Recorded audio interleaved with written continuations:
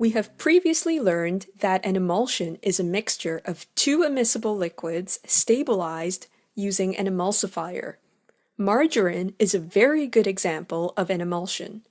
In this lesson, we will learn about margarine, what it is, how it is made, and a few key properties. Vegetable oils are polyunsaturated fats. You may be familiar with the term unsaturated to describe the presence of carbon-carbon double bonds within a hydrocarbon structure. So a polyunsaturated fat will have many carbon-carbon double bonds within its structure. These fats are normally liquids at room temperature. We can hydrogenate or add hydrogens to carbon-carbon double bonds via passing hydrogen gas over these molecules in the presence of a catalyst at 60 degrees Celsius. This is, and you got it, a hydrogenation reaction. When these fats are hydrogenated, they are hardened.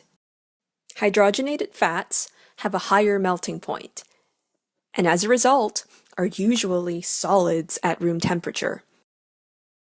Let's think about margarine and what it is used for. It is usually spread on bread or used in baking. We can use a spoon and scoop spoonfuls out. Margarine is usually stored in a plastic container, and it takes the shape of the container.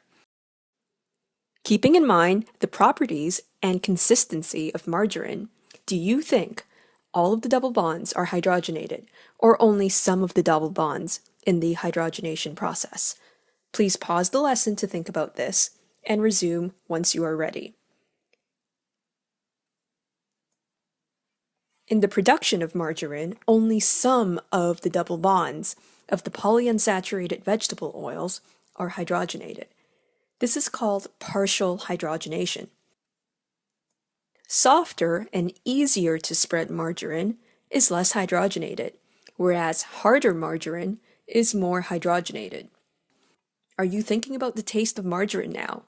Do you feel like toasting a slice of bread and spreading margarine over it?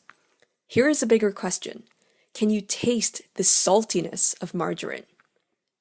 As mentioned in the introduction, margarine is an emulsion of water droplets in oil. These water droplets are in fact salty water.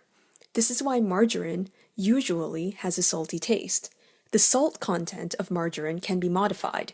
We can have low sodium margarine, regular margarine, and even salt-free margarine.